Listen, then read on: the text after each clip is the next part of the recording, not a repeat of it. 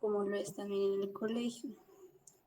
Así que puede, digamos, cuidar, digamos, al cachorrito que le van a regalar. Muy bien, gracias. Muy bien, Alex, también está excelente tus respuestas. Si ustedes se están dando cuenta, en este pequeño texto hay dos partes muy importantes. La primera, que nos habla sobre qué es lo que quiere lograr el niño, ¿no? O qué es lo que desea. En este caso, él quiere un perrito. Eso vendría a ser lo principal de un texto argumentativo. Se llama tesis. Y luego, cuando él dice, le voy a dar 3 razones a mis papás para que ellos me puedan comprar o me puedan regalar un perrito, estas 3 razones se llaman argumentos.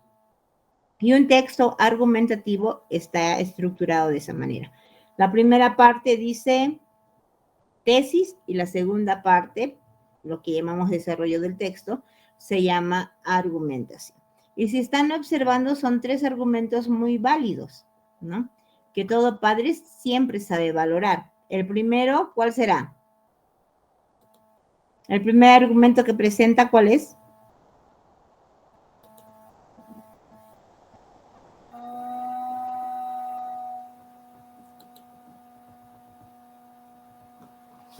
Que ya tiene 10 años. Muy bien, dice, ya tengo 10 años y soy muy responsable para tener un perrito. Ese es su primer argumento. Es decir, que ya es un niño más maduro y que tiene un alto rango de responsabilidad, que es lo que los papás están buscando. El segundo argumento, ¿cuál será?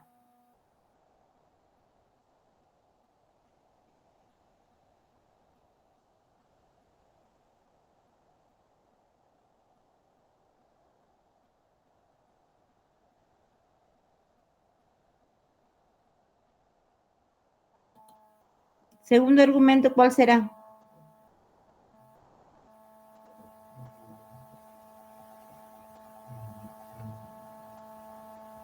Cristian, Alex. Que lo va a bañar y le dará de comer. Muy bien, que lo va a cuidar muy bien y le va a dar de comer, se va a ser responsable de esa vida, ¿no? Y el tercer argumento. Que tiene buenas notas, digamos, en el colegio. Muy bien, es que tiene buenas notas en el colegio. Son 3 argumentos válidos que siempre los papás están pendientes de que el jovencito o el niño pueda lograr. Entonces son 3 argumentos de los cuales los padres no se van a negar en acceder, ¿ok? Ese es un texto argumentativo. Presenta una tesis, que es el objetivo o la postura que toma la persona que lo está escribiendo, y luego para su defensa de su tesis, para su respaldo, lo que te da son argumentos. Bien, aquí hay 2 preguntas. ¿Qué personaje narra el texto?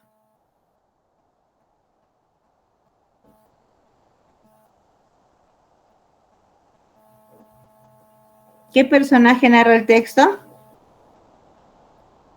¿Un niño, un anciano, un veterinario? ¿Quién? Chicos, pueden escribir también en el grupo. Muy bien, Alex. Un niño. ¿Qué desea recibir como regalo el narrador del texto? ¿Un lobo, un gato, un perro? ¿Qué quiere lograr? Un perro. Un perro, muy bien. Viviana. Y las 3 razones ya lo manifestó Viviana. Entonces vamos a conocer un poco más sobre un texto argumentativo. El texto argumentativo que hemos visto es un texto argumentativo corto y que lo utilizamos constantemente con nuestros papás desde pequeños, ¿ya? Pero también hay textos argumentativos literarios que son un poco más elaborados y hay textos argumentativos científicos que son un poco más complicados de analizar. ¿Qué es un texto argumentativo? Es aquel que tiene como fin o bien persuadir, es decir, te doy varios argumentos para yo tratar de que tú cambies tu mente, cambies tu pensamiento, cambies tu elección. ¿Dónde vemos ese tipo de persuasión? cuando vemos las publicidades en la televisión o en los afiches. Si ustedes se dan cuenta, cuando hay un partido de fútbol, siempre después, cuando hay banda comercial, te presentan bebidas de cervezas, de gaseosas, ¿no? Y siempre lo relacionan estos dos elementos, el fútbol, que es un deporte importante, ¿no? Que la mayoría de personas les gusta, y la cerveza, por ejemplo, ¿no? Es una forma de, mientras ves tu partido, tomate una cervecita, ¿no? Y es inconscientemente que entra. Y justamente te está persuadiendo que tú busques esa necesidad de satisfacer. Y dice, o convencer. Puede ser una persuasión o puede ser convencerte. Dice que un texto argumentativo, cuando está bien redactado, bien elaborado, bien argumentado, convence a la persona. De ahí a que cuando vemos a algunos políticos que se presentan o se postulan a un cargo público importante, muchos de ellos logran convencer a los votantes, pero otros no. ¿Por qué? Porque su discurso, su texto argumentativo no está bien trabajado, bien redactado. Y la idea o la intención comunicativa de un texto argumentativo es convencer, ¿ya? Entonces, ¿qué dice? Que su fin principal de un texto argumentativo es persuadir o convencer al destinatario del punto de vista que se tiene sobre un asunto, ya sea sobre el celular, sobre un candidato político, en este caso sobre tener una mascota, o bien convencerlo de la falsedad de una opinión previa. Refutación. Por ejemplo, eso se utiliza bastante cuando hablamos sobre nuestros candidatos favoritos. Digamos, no, yo estoy a favor del candidato A, porque el candidato B ya ha sido autoridad y no ha hecho nada por nuestra zona. Entonces, lo que estoy haciendo es refutar sus argumentos de la otra persona sobre el candidato B. Eso se llama refutar, contradecir o buscar siempre el otro argumento negativo sobre esa idea, para lo cual le aporta determinadas razones. Recordar que en el texto argumentativo, ya sea defender o refutar, necesitamos argumentos sólidos. Aparte de su intención comunicativa, el texto argumentativo se caracteriza por una organización del contenido que lo define como tal. Se presenta unas premisas o datos que no se podrían aceptar si no se admiten también una determinada conclusión o tesis.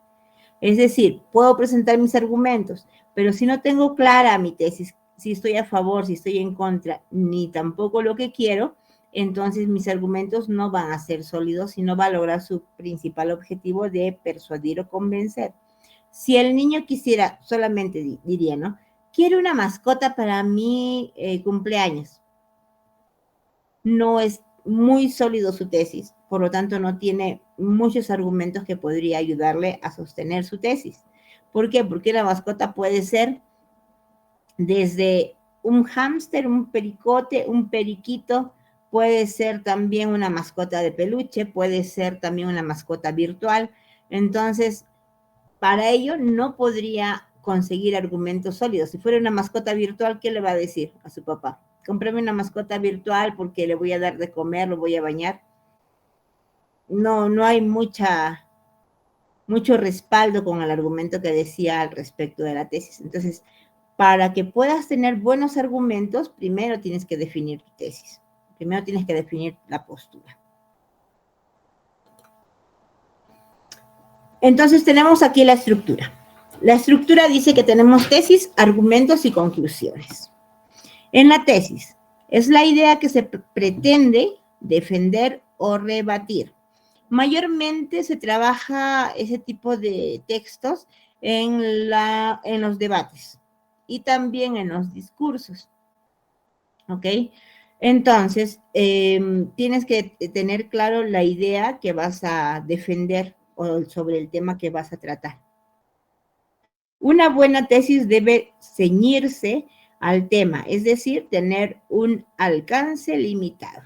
Un tema muy amplio es difícil de desarrollar o defender, ¿ya? Entonces trata de delimitar, de hacerlo bien conciso, bien específico la tesis que vas a utilizar. Se debe formular de forma afirmativa, evitando palabras cliché, metáforas, etc. Para dar inicio a un texto argumentativo, se sugiere que puedes utilizar 3 elementos importantes. La primera es una experiencia vivida. Puede ser una experiencia vivida por un familiar, por un conocido que te lo haya contado, pero que te sirva como introducción para enganchar al público.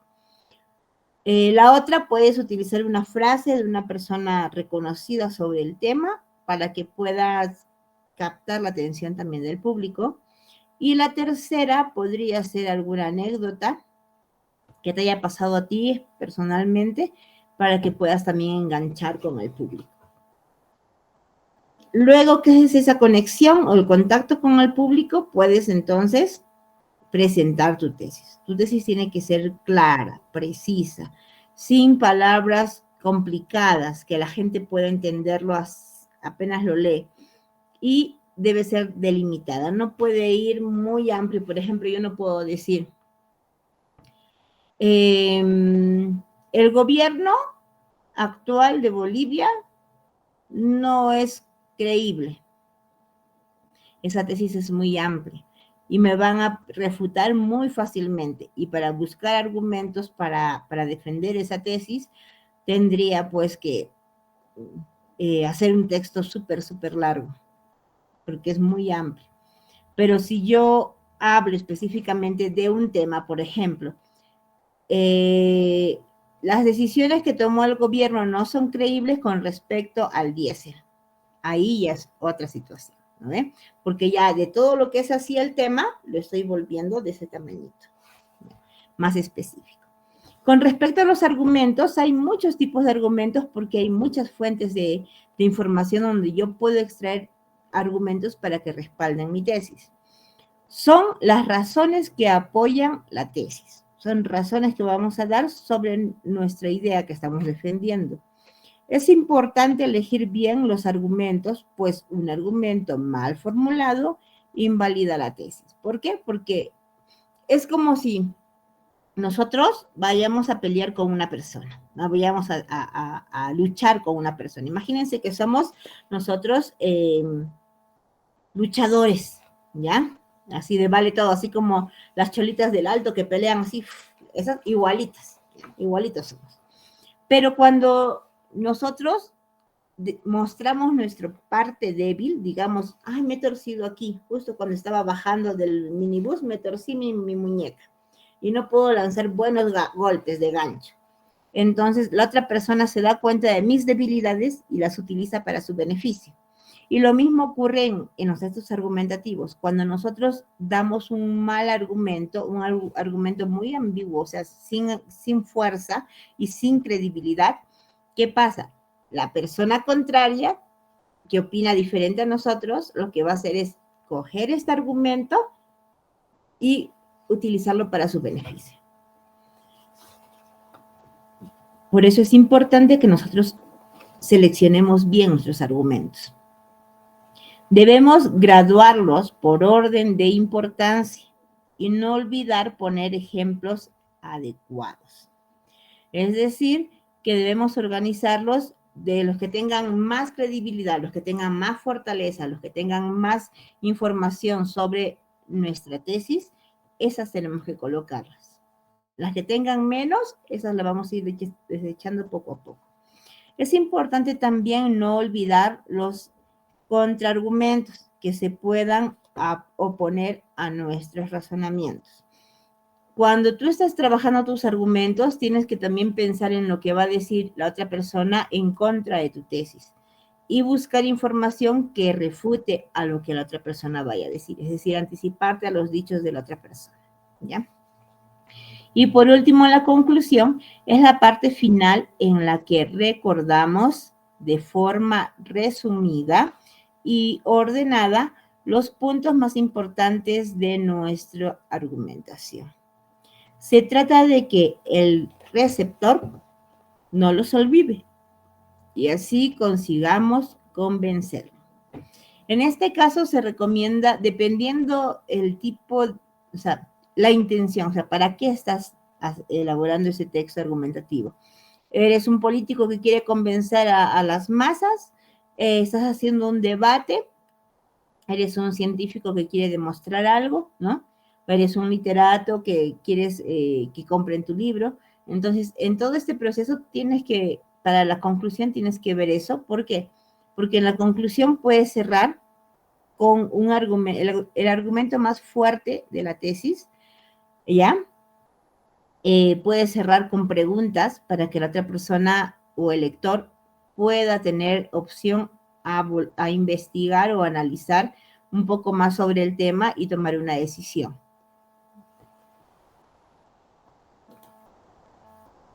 Ok, aquí tenemos un ejemplo que habla sobre fumar, ¿ok?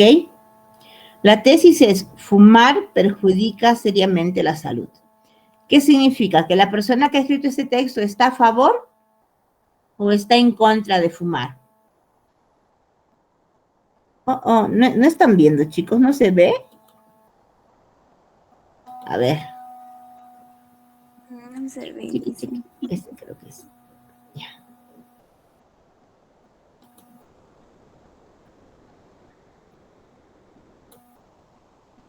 A ver.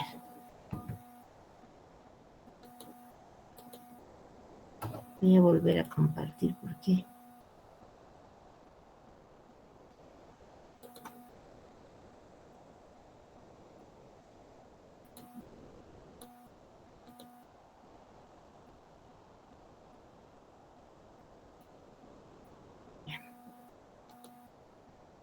Ya está. A ver. Aquí tenemos, justamente, voy a volver a pasarte para que puedas ver, ¿no? Este es el primero que habíamos visto. Ya, de las preguntas que habíamos visto. Aquí estamos viendo el texto argumentativo. ¿Qué es un texto argumentativo? ¿Ya? Aquí es lo que les he manifestado, que el texto argumentativo es algo que va a buscar específicamente convencer o persuadir. Y tiene tres partes que están aquí. Inicio, tesis, donde está el inicio, la tesis, el argumento, que son lo que va a fortalecer mi tesis, y la conclusión. Y luego tenemos aquí el ejemplo del texto que les estaba diciendo.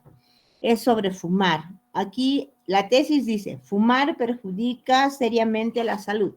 ¿Está a favor o está en contra de lo que es el fumar? ¿Qué dice? Según la tesis, esta persona que escribe el texto, ¿está a favor o está en contra de fumar?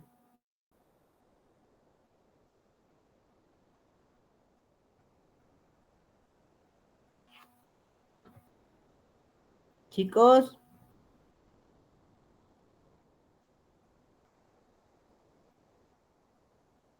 ¿Está a favor o en contra de fumar?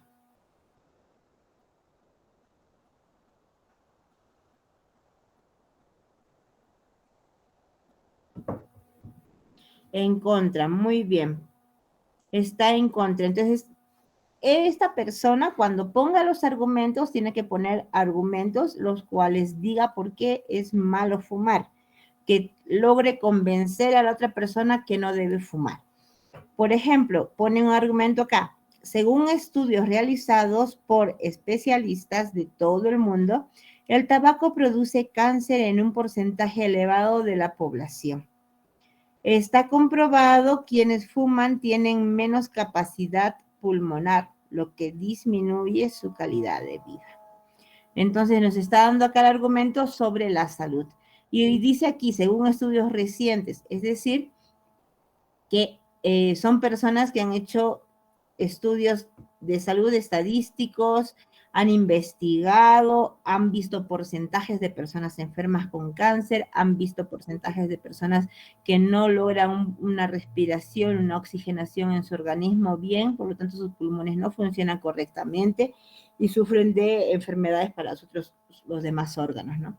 Entonces, con esa información, está argumentando por qué el fumar perjudica la salud. ¿Y cómo concluye? Atendiendo a los razonamientos expuestos, podemos reafirmar en la teoría de qué, de que fumar perjudica nuestra salud. Muy bien. ¿Cuáles son las características de un texto argumentativo?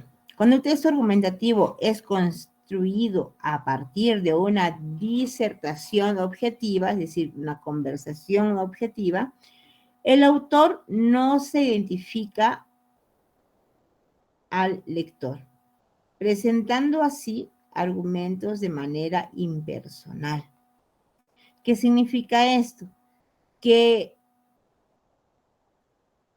el texto argumentativo, ¿ya?, no solamente puede ser objetiva. ¿Qué es objetiva? Es que tal cual me llega la información a mí, tal cual te la entrego. No puede ser objetiva un texto argumentativo. Un texto argumentativo también tiene que tener un porcentaje de subjetividad. ¿Qué es subjetivo? Es aquello que yo pienso, yo siento, yo opino.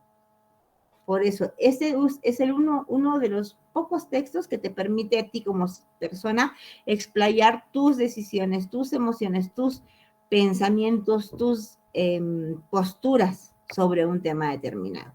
Mientras que el expositivo, el informativo que hemos visto anteriormente no te va a permitir eso. Por eso que aquí si trabajan de manera objetiva la información, no va a tener validez en sus argumentos. Y los lectores no van a llegar a entender el fin de este texto. Esto confiere al texto la sensación de imparcialidad, aun cuando la opinión del autor está siendo expresada. Sin dudas, es el tipo de texto argumentativo que más se ve en la web, pero hay aún una visión subjetiva. En el caso de esa disertación, se usa la primera persona del singular, de manera que queda bastante evidente de la opinión es del autor del texto. ¿Qué significa aquí? Que no es lo mismo decirte, según los datos estadísticos, el 80% de los votantes están a favor de Revilla, que siga como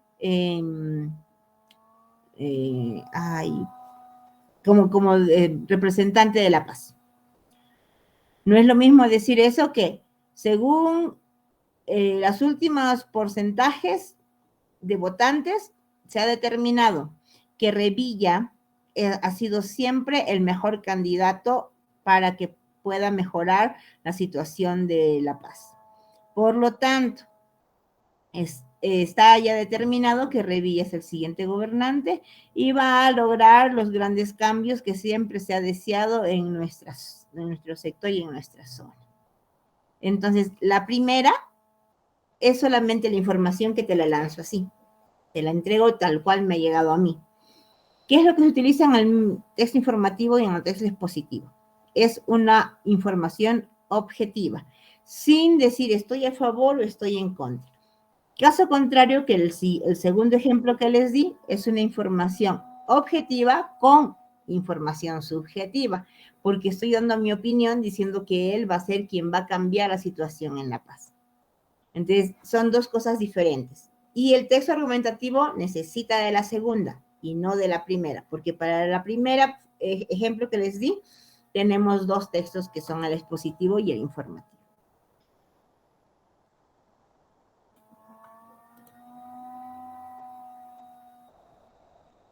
Hasta aquí. ¿Alguna pregunta? Pregunten. Pregunten, chicos. Buenas noches, Luz, ¿cómo estás?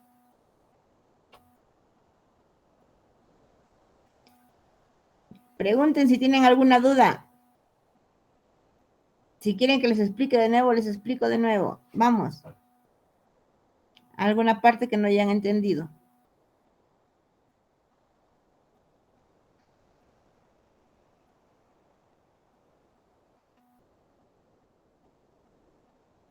Muy bien, Alex.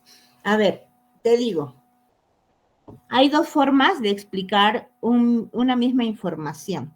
Por ejemplo, yo te puedo decir, Alex, sabes que mañana no va a haber movilidad porque no hay diésel. Esa es una forma, ¿no ve?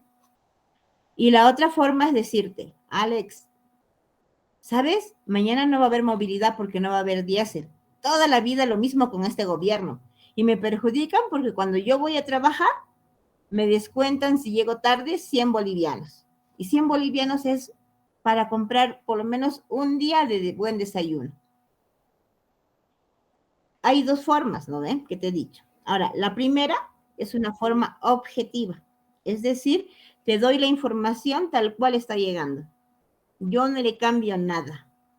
Y esa forma la presentan, por ejemplo, los noticieros, los reportajes, lo presentan así. Ellos no pueden decir nada más. Solamente dicen, esto pasó y esto ocurrió. Listo. Pero la segunda forma que yo te dije, ¿por qué motivo no va a haber movilidad? Ahí he puesto opiniones personales mías, ¿ok? En las cuales no es forma objetiva, sino también hay forma subjetiva. Y subjetiva habla sobre mi decisión, mi emoción, lo que yo quiero aportar al respecto, mi opinión personal. ¿Ok? Entonces, en todos los tipos de texto que vimos en la clase anterior, el día de ayer, solamente hay dos que presentan de forma subjetiva la información. La primera es el texto narrativo, que me permite encima poder volar mi imaginación y crear mundos extraños y nuevos. Y la segunda es el texto argumentativo, que es el que me permite poder poner mi opinión y agregar ahí mis emociones al momento de escribir o redactar ese texto. ¿Ok? ¿Entendieron ahora sí la diferencia entre subjetivo y objetivo? Muy bien, Alex. Viviana, Luz, Cristian. ¿Entendieron? Muy bien. Ya, si no entienden, me avisan, ¿ya? ¿Cómo es la introducción de un texto argumentativo? Aquí vamos a ver cómo se trabaja una introducción de un texto argumentativo. Introducción con narración. Les decía que puedes contar una historia, una anécdota o algo que te ha pasado a ti o a otra persona, pero puedes asumirla como si hubiera sido hacia tu persona. Ejemplo. Johanna tiene 18 años y tiene ganas de cursar periodismo en la universidad. Hoy, su vida en la preparatoria le pide elecciones y ella ya lo sabe. Tendrá que estudiar como mínimo 8 horas todos los días para lograr su sueño. Como Johanna, hay millones de jóvenes que ocupan la mayor parte de sus días sobre los libros estudiando. ¿Será que el modelo vigente de enseñanza está funcionando bien en el país? Entonces, si se dan cuenta, es una forma de poder ingresar a un texto argumentativo con una pequeña historia. Te está contando la historia de Johanna, que ella quiere lograr algo en su vida, en este caso ser periodista y estudiar en la universidad. Pero para ello tiene que estudiar 8 horas diarias o más para poder lograr sus sueños. Y dice que muchos jóvenes están igual que ella. Entonces la pregunta es, ¿será que el modelo vigente de enseñanza está funcionando bien en el país? Y ahí ya pones tú, después de esa introducción, puedes colocar recién tu tesis, ¿ya? Otra forma, otra forma es introducción conceptual. Aquí puedes agregar un concepto o una definición sobre algo y luego pasar con preguntas para que pueda entrar tu tesis. Ejemplo, Los textos argumentativos son aquellos que presentan recursos, justificaciones y alegaciones, con el objetivo principal de persuadir al lector sobre un determinado punto de vista. Pero, ¿es posible utilizar elementos de ese tipo textual también para escribir blogs, posts? ¿Es posible recordar esos elementos para construir una buena disertación? Entonces, ¿qué es lo que te está haciendo aquí? Te está presentando un concepto sobre un texto argumentativo, algunas características, y se hace preguntas si eso te servirá para crear un blog o para poder hacer un buen discurso, dice. Y ahí ya vendría la tesis después, si estás a favor de esto o en contra. Introducción con mención. La imaginación es más importante que la ciencia, porque la ciencia es limitada. Por otro lado, la imaginación alcanza todo el mundo. Entonces, ahí está haciendo una mención sobre una frase, un dicho, un lema. ¿Ya? ¿Qué técnicas existen para elaborar textos argumentativos? Análogas, apelo emocional y prolepsis. Son las tres formas de poder trabajar un texto argumentativo. La analogía es una figura del lenguaje que consiste en establecer paralelos o semejanzas entre situaciones inicialmente distintas. ¿Qué significa eso? Más que nada son comparaciones. Por ejemplo, yo te puedo decir, harina es a pan como cemento es a casa. ¿Por qué? Porque la materia prima del pan es la harina. Y para que levantes una casa necesitas del cemento. ¿Ok? Entonces es el elemento prioritario, principal. Esa es una analogía, una comparación. Profesor, ¿y cómo lo trabajo en los argumentos, la técnica analógica? Pues pones ejemplos, con ejemplos sobre un caso o una situación que argumenten o respalden tu tesis, ¿ya? El otro es, esta estrategia está relacionada al pathos, palabra que para los griegos significa la pasión y el sentimiento. La idea es provocar la emoción en tu lector, con la finalidad de conquistar el lado emocional de cualquier opinión, por más racional que parezca. Para escribir un texto con mucho apelo emocional, es importante conocer las dolencias de tu persona y elegir argumentos próximos a su realidad. A pesar del nombre apelo emocional, lo ideal es no exagerar. Eso es lo que utilizan mayormente los políticos. ¿Por qué? Porque justamente cuando ustedes participan en sus discursos o mítines, ¿qué hacen? Justamente hablan sobre lo que tú quieres escuchar. Dice, y voy a poner acá las carreteras, voy a implementar el trabajo juvenil. Entonces, oh, mira, va a poner, vamos a aperturar escuelas para jóvenes gratuitas, becadas, y tú, uy, qué interesante, justo lo que yo quería, ¿no? Y escuela de idiomas gratis. Entonces te emocionas y dices, justo lo que yo quería. ¿Y por qué hacen esto? Porque sabe lo que ustedes buscan, sabe lo que ustedes necesitan. Y justamente eso es lo que te dice. De ahí a que lo cumplen, difícil, ¿no? Pero siempre llegan con su discurso a las personas para que puedan votar por ellos. Y esta es la técnica que utilizan ellos, apelo emocional. El otro es prolepsis. Este es el nombre sofisticado a la estrategia de anticiparse los argumentos de tu interlocutor. Esta estrategia es fácilmente observada en debates políticos, en que un candidato, conociendo los temas de su adversario, deconstruye sus argumentos antes que pueda presentarlos, exigiéndole más esfuerzo para argumentar.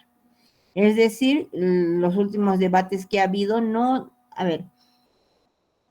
últimos debates políticos que han habido aquí en Bolivia no han sido tan fuertes ni tan preparados. He visto a otros políticos a nivel internacional que tienen una gran capacidad de argumentación sobre temas distintos. Y sí, es bien fuerte esos debates. En ese tipo de debates justamente aparece esto. Ya conocen su planteamiento, sus propuestas y sus ideas políticas que manejan. Recordar que hay derecha, izquierda, de centro, centro moderado, izquierda moderada y todo eso. Entonces, con todas esas características, los interlocutores se conocen y se anticipan antes que el otro le vaya a atacar con alguna pregunta o alguna indirecta sobre su tesis y después necesite de buenos argumentos sólidos y tenga dificultad en eso. Y justamente es a través de eso que uno puede perder el debate o ganarlo. ¿Qué tipos de texto argumentativo existe? ¿Cuántos tipos de texto argumentativo podemos nosotros desarrollar? Argumento de autoridad. Ese argumento presenta la credibilidad de tu fuente como un instituto de investigación, un investigador o un testigo. La fuerza de ese argumento viene justo de la fuente. Por ello es fundamental incluir links para la investigación mencionadas o decir el nombre de la institución donde la información fue colectada. Decir las investigaciones apuntan es lo mismo a no decir nada, porque cuando haces esto estás omitiendo la credibilidad del argumento. Es decir, no puedes tú colocar las investigaciones apuntan, porque es decir, ¿te gusta el chocolate? Mira, posiblemente si lo pruebo me guste, pero no estás argumentando nada. Tu argumento sería, me encanta el chocolate porque es dulce, pero más me encantan los chocolates que son más porcentaje de cacao, porque son un poco más agrios y se sienten más ricos con el dulzor. ¿No ve? Podría ser eso. Pero no puedes decir, sí, podría ser que me guste si es que lo pruebo. No hay un argumento específico ahí. Luego, el argumento de ilustración. Aquí se trata de utilizar ejemplos para confirmar que los puntos expuestos son de hecho reales. Es importante mencionar que los ejemplos no necesitan ser solo positivos. Si la idea es comprobar, por ejemplo, la necesidad de poner una placa de identificación a tu perro, puedes mencionar no solo casos en los cuales la presencia de la placa tuvo un final feliz, sino también situaciones en que por no tener la identificación el animal no fue encontrado. Entonces, recordar que no, en el texto argumentativo no todo es felicidad. Por ejemplo, digamos, nosotros somos padres de familia de una escuela que queda en toda una esquina y hay mucha movilidad, transitan muchos autos por ahí. Y ya han atropellado a un abuelito, ya han atropellado ya a una niña del colegio, a un joven, o los asaltan. Entonces, queremos poner de repente ahí rompemuelles para que no corran tanto las movilidades y no haya tanto accidente. Pero la gente de ahí no nos permite. Entonces, podemos hacer nuestro texto argumentativo diciendo, no, las personas que se accidentaron, cuántos muertos hubo, si hubo choques, si hubo robos, si fueron, si estuvieron hospitalizados y todo eso, tendríamos que colocarlo ahí para que sepan qué grado de magnitud de dificultad hay en esa zona y puedan permitirnos colocar nuestro rompemuelle, ¿no? Entonces, no es que todo el texto argumentativo de felicidad, también puedo colocar cosas negativas, ¿ya? Argumento de causa y consecuencia. Para comprobar una tesis, puedes buscar la relación de causa, motivo, razón y de consecuencia efecto-resultado. Por ejemplo, lo que era el cigarro, ¿no? El cigarro daña los pulmones, daña la salud. Es causa-efecto. Argumento de pruebas concretas o principio. Al utilizar argumentos sostenidos en pruebas concretas, buscamos evidenciar la tesis por medio de informaciones concretas pertenecientes a la realidad. Pueden ser usados datos estadísticos o falsos o hechos importantes de dominio público. En este caso se recomienda utilizar datos estadísticos, que es algo muy bueno para respaldar tu tesis. Datos estadísticos sería excelente. Pero si no, entonces algunos datos o hechos importantes que haya suscitado en la zona, ¿no? Y por último, tenemos argumentos por analogía. Ay, ya. Los argumentos por analogía ya hemos dicho que son aquellos que son comparaciones. Es el argumento que parte de la hipótesis que se debe tratar algo de manera igual, situaciones iguales. Las situaciones de jurisprudencia son ejemplos más claros de argumentos por analogía. ¿Cuáles son las jurisprudencias? Pues cuando hay casos de jueces, de abogados y todo eso. En el caso de Madison, dicen, ¿no? Se aplicó la ley de tal manera que el padre no canceló el apoyo familiar, ¿no? Por estar en situación de no tener trabajo. Entonces, ¿qué está esperando? Que en este caso igualito se aplique, ¿no? Esos son los argumentos por analogía. Argumento de sentido común. Es el argumento que contiene una afirmación que presenta consenso general, incontestable. Son más usados cuando se quiere defender un punto de vista, una opinión, un argumento que es masificado. Así nadie puede decir nada contra, pues es reconocido mundialmente. Por ejemplo, el argumento de las feministas. Las feministas exigen pues un buen trato y exigen leyes para ellos. Pero imagínate cuando una mujer quiere asesinar a su cónyuge, a un varón, ¿no? Ahí, ¿qué dicen? No, ¿cómo es posible? Una mujer va a querer matar a un hombre, ¿no? Pues si el hombre es fuerte, ¿cómo se va a dejar pegar por una mujer? Es imposible. Es un argumento de sentido común.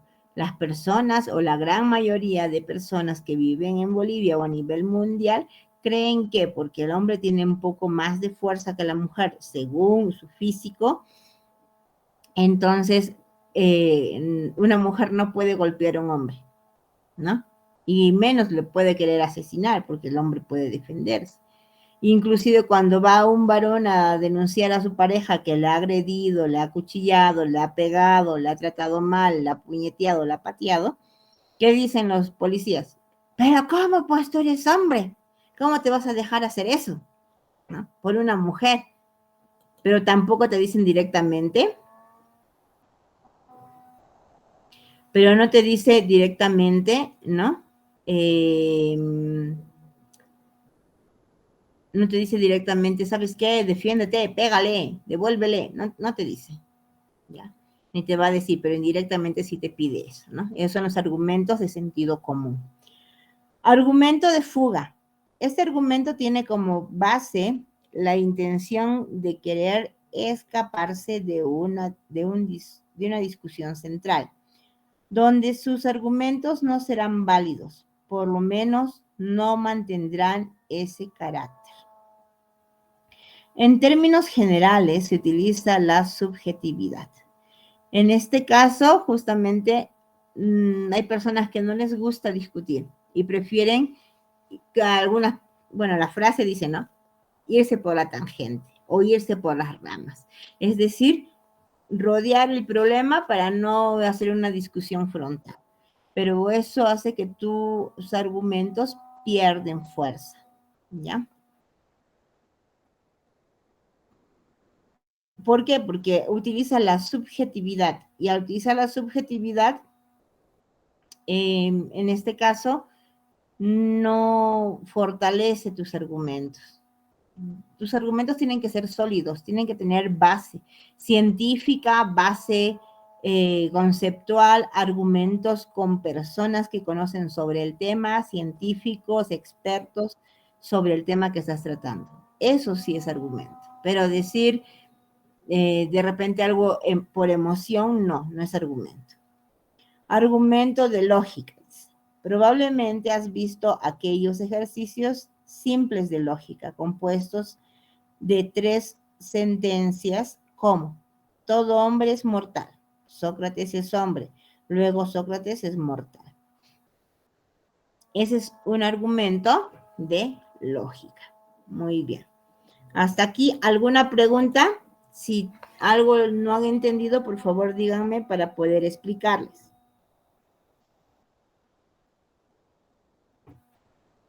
¿Algo sobre los argumentos no han entendido?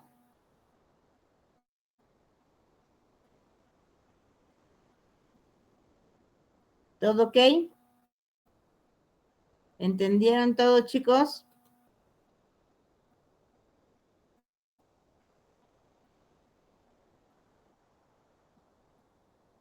¿Entendiste, Cristian? ¿Entendiste, Luz? ¿Entendiste, Alex? ¿Entendiste, Viviana?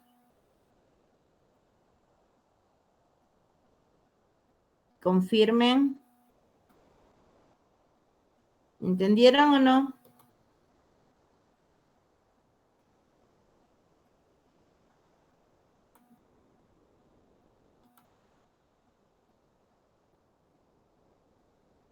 Chicos, ¿están ahí? ¿Entendieron?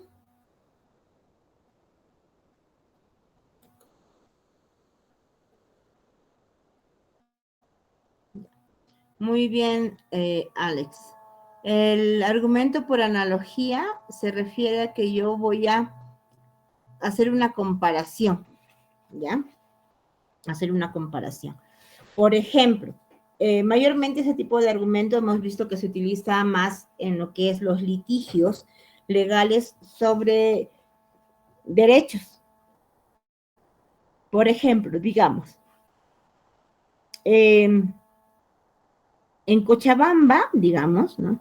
En Cochabamba se juzgó a un niño de 12 años por robarle todo su dinero a su mamá y fue sentenciado a 5 años de prisión, ¿no? En un reformatorio. ¿Por qué digo esto? Porque digamos que en este instante estamos juzgando a un niño de 13 años sobre el mismo caso. ¿Qué cosa quiere el abogado cuando llama al caso anterior de Cochabamba? Quiere que aquí en La Paz también se juzgue de la misma manera a este joven de 13 años. Entonces se está haciendo una comparación entre un juicio pasado que ya se ejecutó la sentencia y un juicio actual que se está recién procesando. Ambos los compara y dice, ambos tienen el mismo patrón, el mismo delito, entonces debería darse la misma sentencia. Ese es un argumento por analogía. ¿Ahora sí entendiste, Alex?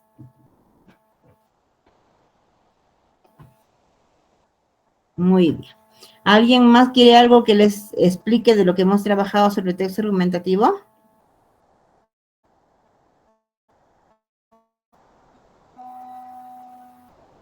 Ya, muy bien. Como nadie más dice nada, parece que no están. ¿Dónde se escapan? Voy a mandar un virus para que vaya a sus equipos y me digan si están o no están presentes. Mi virus que voy a crear se va a llamar el pollito pasalistas. Porque nadie responde, chicos, ya despierten, despierten. Vamos. Tenemos exactamente media hora para terminar, ¿ya? Vamos. Entonces, estamos compartiendo aquí el texto número 3. Tener en cuenta, chicos, que ya les he manifestado. Los textos que van a presentarse en la normal son textos argumentativos, donde te va a presentar justamente ese tipo de argumentos que hemos visto, te va a presentar una tesis, te va a presentar una conclusión. Ahora, recuerda que los textos argumentativos te quieren cambiar tu forma de pensar. Eso es lo que busca, ¿ya? Entonces empezamos texto 3. Vamos a ver, texto 3. Bien. Dice, desde la creación de la red ARPANET en 1969, el Internet ha experimentado una expansión sin precedente, convirtiéndose en la columna vertebral de la comunicación global, la economía digital y la educación a distancia. Entonces, cuando tenemos el primer contacto con un texto, ya hemos dicho, primero, siempre vamos a resaltar las fechas, ¿ya? ¿Qué más? Los nombres de algunas instituciones, lugares, ¿no? Nombres. Porque sobre fechas y nombres nos va a venir. Si vemos porcentajes, igualito también lo resaltamos. Ahora, identificamos en esta primera parte cuáles son los dos temas que va a tratar. Todos los textos del el examen de la normal tienen siempre dos temas que entre ellos se van a interactuar. Pueden tener entre ellos una interacción positiva o una interacción negativa. Pero primero identifiquemos los temas, ¿ya? Vamos a leer el primer párrafo y luego vamos a identificar los temas. Así que presten atención, por favor. Desde la creación de la red ARPANET en 1969, el Internet ha experimentado una expansión sin precedentes, convirtiéndose en la columna vertebral de la comunicación global, la economía digital y la educación a distancia. En América Latina, la adopción del Internet comenzó de forma tardía respecto a los países desarrollados, pero ha avanzado rápidamente durante los últimos 3 décadas. Bolivia, con su geografía diversa, que incluye la alta cordillera de los Andes y la vasta llanura del Beni, enfrentó retos particulares para conectar a toda la población. Comprender la historia del Internet en el país permite identificar los factores que han facilitado o limitado su desarrollo y proporciona una base para planificar políticas públicas que reduzcan la brecha digital. Este artículo ofrece una visión histórica y evolutiva del fenómeno enfocándose en los hitos tecnológicos, los actores involucrados y los efectos sociales observados hasta la actualidad. Muy bien. ¿Sobre qué nos está hablando? ¿Cuáles son los dos temas que podemos identificar en este texto? A ver, ¿quién los encuentra? Vamos.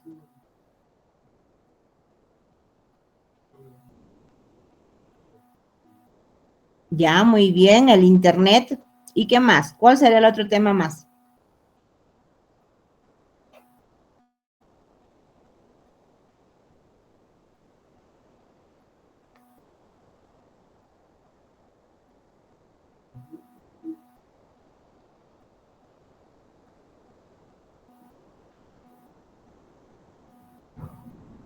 ¿Cuál será el otro tema más que está trabajando? Recuerden que siempre hay dos temas. El tema de ayer fue, por ejemplo, la deforestación y el cambio climático.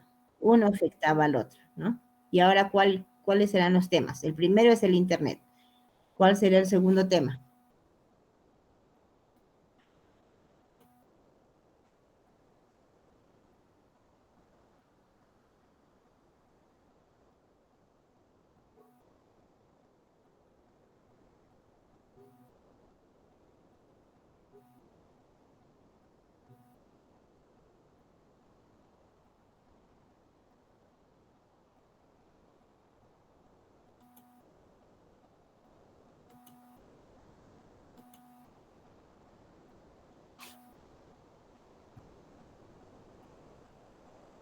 Ya, muy bien, puede ser, puede ser.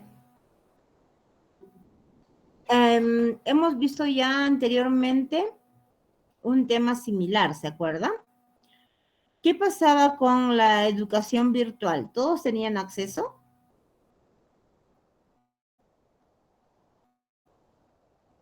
¿Qué pasaba con los jóvenes? Ah, muy bien, no, no tenían acceso todos.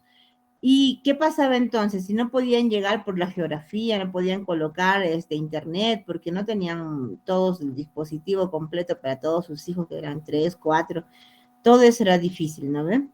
Entonces, ¿qué pasaba? A esas dificultades, ¿cómo se le llama? ¿O cómo llamaban en el texto? Aquí también lo ha mencionado, en el primer párrafo también está. Muy bien, Alex. Brecha, es una brecha digital.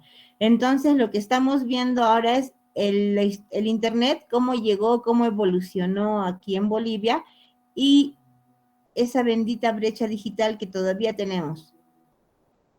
Y sinceramente, en estos textos, o sea, si analizamos un poquito más en la actualidad y un poco más amplio, en la actualidad, en Latinoamérica, el país que cobra más caro en lo que es telefonía es Bolivia. Porque debería ser menos, debería ser más barato, ¿ya?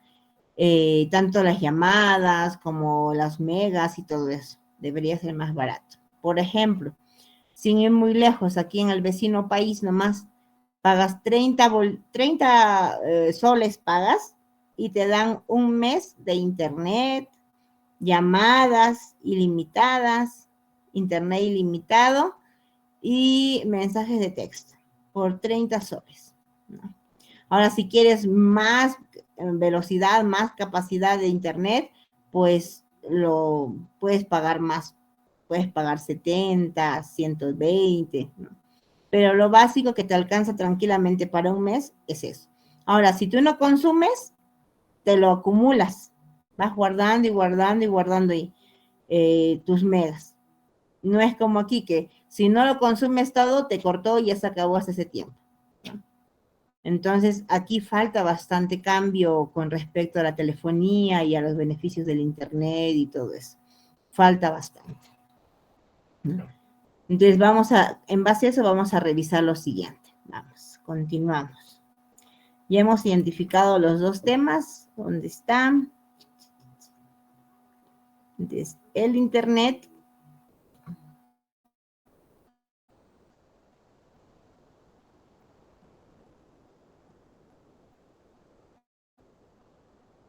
A ver, estamos con el Internet y acá lo dice. Ha avanzado rápidamente durante las últimas 3 décadas en Bolivia. Con su geografía, incluye la alta cordillera de los Andes y hasta llanuras del Beni. Enfrenta retos particulares para conectar a toda la población. Comprender la historia del Internet en el país permite identificar los factores de una facilidad o limitado su desarrollo y proporciona una base para planificar políticas públicas que reduzcan la brecha digital. Listo.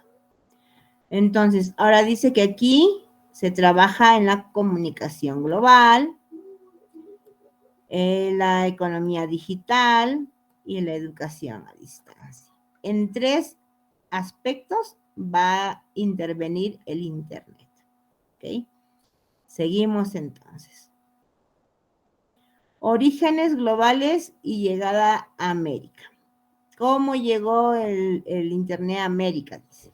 El concepto de una red de computadoras interconectadas surgió en la década de 1970, pero fue en los años 80 cuando la adopción del protocolo PCT sentó las bases del Internet tal como lo conocemos. En 1990 se dio inicio a la World Wide Web, una capa de presentación que permite a usuarios no técnicos navegar por documentos hipertexto. La expansión se aceleró con la democratización de los navegadores y la caída de los costos de los equipos de computadora. Entonces, aquí vamos a ver algo importante, caída de costos de los equipos de computadora. En América Latina, los primeros accesos publicados se registraron en Brasil y Argentina. Entonces, en Brasil y Argentina, ¿qué pasó? Los primeros accesos publicados. A mediados de la década de 1990. Siguiendo la instalación de enlaces satelitales de alta capacidad que conectaban la región con los principales backbones internacionales. En Bolivia,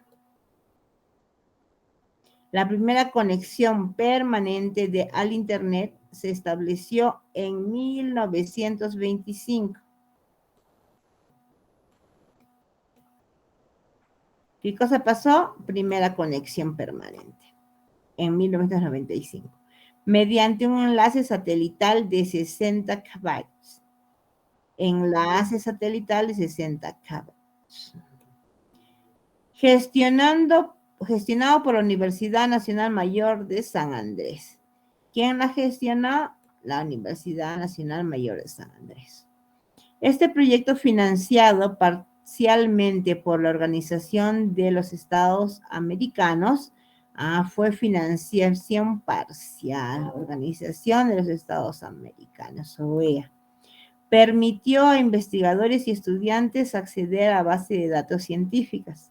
Sin embargo, el acceso estaba restringido a instituciones académicas y gubernamentales, mientras que la población general carecía de infraestructura y de dispositivos adecuados. Esa es la primera parte, así ingresaron. La segunda parte, etapa clave de la conectividad en Bolivia.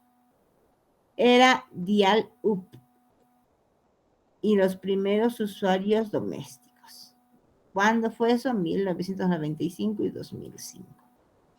A principios de los años 2000, la telefonía móvil y fija comenzó a ofrecer servicios de acceso dial-up que utilizaban la línea telefónica convencional para conectar a Internet a velocidades de 56 kb. Una velocidad de 56 kb. ¿Cuándo? En los años 2000. Ya. Según el Instituto Nacional de Estadística de Bolivia, en el 2003, solo el 5% de los hogares urbanos disponía de una conexión a Internet. Y menos del 1% en zonas rurales. Los costos mensuales superaban los $30. Mensualmente era más de $30. Una cantidad elevada para la mayoría de las familias. Esta fase estuvo marcada por la aparición de cibercafés. ¿Qué pasó? Aparecieron los cibercafés en ciudades como La Paz, Santa Cruz y Cochabamba. Los cibercafés eran lugares donde te podías amanecer haciendo tus trabajos universitarios y como te amanecías podías pedir justamente eso, que te den café, que te sirvan, ¿no? Pero en América Latina eso se trabajó de esa manera. Pero el verdadero cibercafé, ¿qué era? Como las personas no podían tener internet en casa, era muy caro, en Europa decidieron los restaurantes o las cafeterías, decidieron tener en sus paredes, donde, digamos, acá me siento yo para tomar mi cafecito, saco mi laptop, pero atrás de mí había una conexión a internet, un punto para poder conectar con cable. Entonces yo llevaba mi cablecito, lo conectaba y podía trabajar ahí mientras consumía del restaurante o de la cafetería, ¿ya? Por eso se llamaban cibercafés. Pero aquí en Latinoamérica, como todo lo cambiamos, entonces, ¿ellos qué hacían? hacían sus cabinas de internet, muchos chicos se quedaban ahí estudiando o haciendo sus trabajos porque no tenían la capacidad de poder tener el internet en casa o su computadora en casa, era muy caro en ese entonces, ¿ya?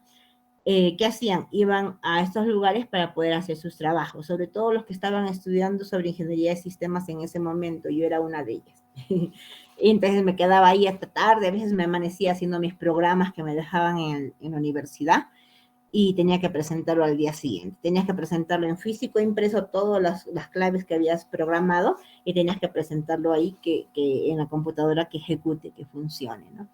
Y tenías que hacerlo amaneciéndote, porque tenías que alquilar de ese lugar. Entonces ahí como te quedabas, hacía frío, tenías hambre, pero seguías trabajando, eran largas horas de jornada para hacer tus programas de tareas universitarias. Entonces, ¿qué hacías? Te servían un cafecito, te daban sanguchito, y eso era lo que pasaba. Aquí a eso llamaban cibercafé, que era cosa distinta en Europa, ¿ya? Los jóvenes utilizaban estos espacios para enviar correos electrónicos, descargar música y participar en foros de discusiones. La popularidad de los juegos en línea también contribuyó al interés por la conectividad, aunque la latencia alta de la tecnología dial-up limitaba la experiencia. Siguiente. Expansión de la banda ancha y fibra óptica 2006-2015. A partir del 2006, el gobierno boliviano lanzó el proyecto Red de Información Boliviana, RIP, con el objetivo de instalar fibra óptica en los principales corredores de ciudades y en la ruta del Pacífico. La inversión estimaba en 350 millones de dólares. ¿Ya? Era una inversión que más o menos costaba 350 millones de dólares. Contó con apoyo del Banco Internacional de Desarrollo. ¿Quiénes apoyó para esa tremenda inversión? El Banco Internacional de Desarrollo. Para el 2012, la cobertura de fibra óptica alcanzó el 60% de la población urbana, reduciendo los precios de los planes de 10 megabytes, aproximadamente a $15 mensuales. El acceso a la banda ancha permitió la proliferación de plataformas de aprendizaje virtuales como la Universidad Católica Boliviana. ¿Qué permitió? Permitió la proliferación de plataformas de aprendizaje virtuales, como la Universidad Católica Boliviana, que ofreció cursos en línea. Ahí empezaron los cursos en línea de manera gratuita. Asimismo, el comercio electrónico comenzó a arraigar con el surgimiento de tiendas virtuales locales como Tiendas del Valle. Entonces, aquí surgieron las primeras tiendas que ofrecían servicios o productos a través del Internet. Y la adopción de sistemas de pago digitales, billetera móvil, que es lo que utilizamos ahora en la actualidad, ¿no? Los datos del Ministerio de Telecomunicaciones indican que en el 2015,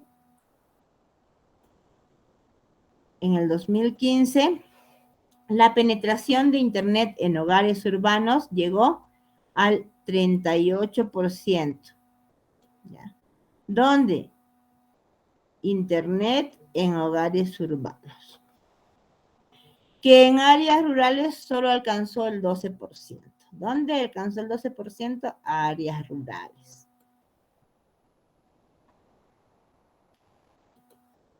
Dice, convergencia móvil 4G y la llegada del 5G. Entonces nos está hablando hasta aquí, nos está hablando sobre la evolución del Internet. ¿Cómo empezó? ¿Cuánto costaba? Las dificultades que había para que toda la gente tenga Internet en casa, todo eso. Y en la actualidad tenemos el 4G y el 5G. ¿Ya llegó el 5G a Bolivia? Sí, ya llegó. Vamos a ver quién lo utilizó por primera vez.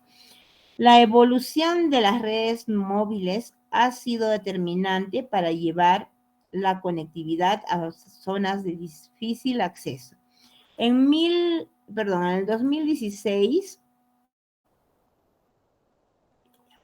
el 2016, la empresa estatal Entel lanzó la red 4G en la capital y en principales ciudades. En la región oriental, la velocidad promedio de descarga superó los 30 megabytes, equiparable a la banda ancha fija. En muchas áreas, el 2022, Bolivia aprobó la licitación del espectro 3.5 GHz para la implementación de redes 5G.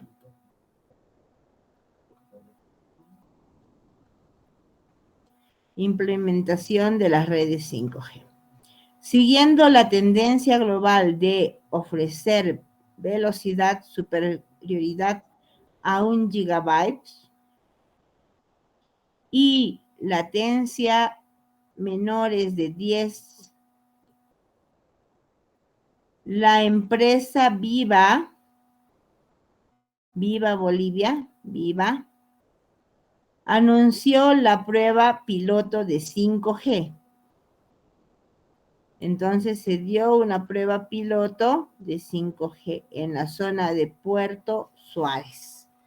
¿Dónde se realizó esta prueba? 5G en la zona de Puerto Suárez. Conectando hospitales y universidades con aplicaciones de telemedicina. ¿Qué surgió? Surgió la telemedicina y la realidad aumentada para la enseñanza de ingeniería. Según la Agencia Boliviana de Telecomunicaciones, para finales del 2022, se espera que el 20% de la población tenga acceso a 5G.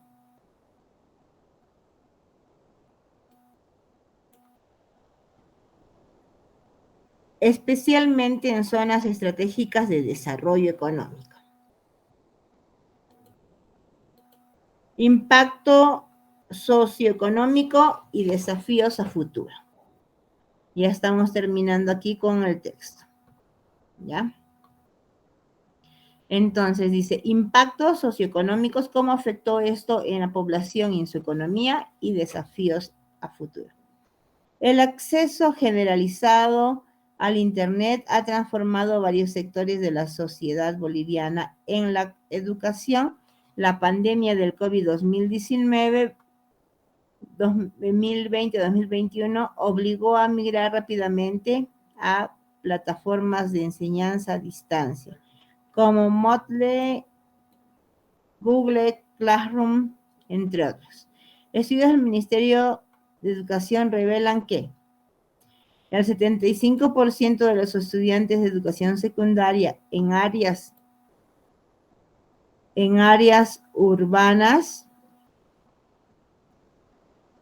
participaron en clases virtuales, mientras que el 40% de áreas rurales enfrentó dificultades por la falta de dispositivos o conectividad estable. En el ámbito de la salud, la telemedicina ha permitido consultas remotas. ¿Qué cosa han implementado la telemedicina? Consultas remotas, ¿ya? ¿Dónde? En regiones aisladas de la Amazonía, donde no hay medicina, no hay hospital, no hay doctores. Bolivia, programas como Salud en Línea, ahí crearon programas, Salud en Línea, utilizan videollamadas cifradas y aplicaciones móviles para seguimiento de pacientes con enfermedades crónicas. ¿Para qué utilizan esto? Para seguimiento de pacientes con enfermedades crónicas. La implementación de 5G, ¿ya? Si todos los hospitales hubieran implementado 5G, abrirá la puerta a la cirugía a distancia. ¿Qué cosa va a pasar? Que desde lejos pueden operar y al uso de dispositivos de monitoreo en tiempo real. Sin embargo, persisten desafíos estructurales. La brecha digital entre zona urbana y rural sigue siendo significativa. El INE reporta que en 2023,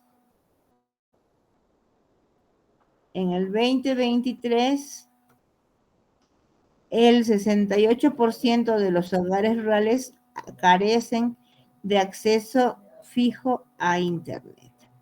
La sostenibilidad financiera de la infraestructura también es un problema, pues la inversión en fibra óptica, torres de transmisión, requiere fondos que compiten con otros sectores públicos. Además, la regulación del espectro y la protección de datos personales son áreas que demandan marcos legales actualizados para evitar vulnerabilidad de seguridad. Para cerrar la brecha, se propone una combinación de políticas, la primera política para solucionar eso, incentivar la inversión privada mediante subsidios. Esa es la primera. La segunda, promover la capacitación digital en escuelas y comunidades. Y la tercera, crear un fondo nacional para la expansión de la conectividad en zonas rurales. Ahí están los tres elementos que van a ayudar a que esta brecha sea más pequeña. La colaboración entre instituciones académicas, gobierno y sector privado será esencial para construir una red inclusiva que beneficie a toda la población. La evolución del Internet en Bolivia refleja un proceso gradual de adopción tecnológica influenciada por factores económicos, geográficos, políticos. Entonces, ¿qué va a afectar? Economía, geografía y política. Desde los modestos enlaces satelitales de la Universidad Mayor de San Andrés hasta las primeras pruebas de redes 5G. El país ha avanzado considerablemente en la reducción de la brecha digital. Aunque persisten desigualdades entre áreas urbanas y rurales, los impactos positivos en educación, salud, economía, demuestran el potencial transformador de la conectividad, mientras que los retos de infraestructura, mira aquí, hay tres elementos: educación, salud y economía, donde ha incursionado todo lo que es a distancia. Dice ahí, el potencial transformador de la conectividad, mientras que los retos de infraestructura, regulación y financiamiento requieren una planificación estratégica y operacional multisectorial. En los próximos años, la consolidación de la tecnología 5G y la expansión de la fibra óptica podrá alcanzar la inclusión digital, mientras que se mantenga el compromiso de garantizar el acceso universal y la seguridad a los usuarios. Muy bien. Eso es entonces el texto de hoy. Y como hemos estado trabajando anteriormente, les voy a mandar el enlace en el grupo para que puedan responder las preguntas sobre lo que se está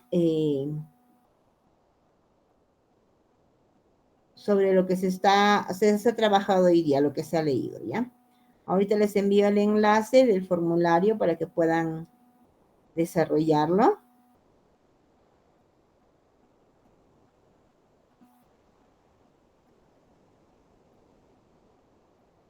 Ahí está. En esta ocasión solamente les he mandado 20 preguntas para que puedan ustedes desarrollar con respecto al texto. En pocas palabras, chicos, Todos los textos que están presentándose para el examen de admisión de la normal tienen la siguiente estructura. Al inicio te presenta 2 temas. Estos temas van a relacionarse entre ellos. Puede ser una relación de forma positiva o puede ser una relación de forma negativa. Uno afecta el desarrollo del otro, ¿ok? Además de eso, se está basando específicamente en Bolivia. Ya. ¿Qué más? La primera parte te presenta de manera detallada cómo fue la evolución o el proceso o el avance o de repente el choque de estos 2 temas. La última parte del desarrollo, el último párrafo del desarrollo, te va a explicar qué dificultades se fueron encontrando mientras fueron interactuando estos 2 temas durante el texto. Y la conclusión te dicen posibles soluciones a futuro que nosotros como ciudadanos bolivianos, nosotros como lectores ya conocedores sobre el tema, tenemos que tomar una decisión para poder mejorar esta situación. Por eso es un texto argumentativo que te pide un cambio dentro de ti, ¿ya? Bien, entonces ya les compartí en el grupo el enlace para el formulario, ¿ya? Para que puedan desarrollar. Me confirman, por favor, si pueden ingresar al formulario para yo poder estar tranquila y puedan ustedes enviar sus respuestas. Si no pueden ingresar, también me dicen para poder ver cómo hago para que puedan ingresar ustedes, ¿ya? Confírmenme, por favor, si ingresaron al formulario. Luz, Viviana, Alex, Cristian. Confirmen si ingresan al formulario, por favor, para que puedan desarrollar las 20 preguntas de esta lectura.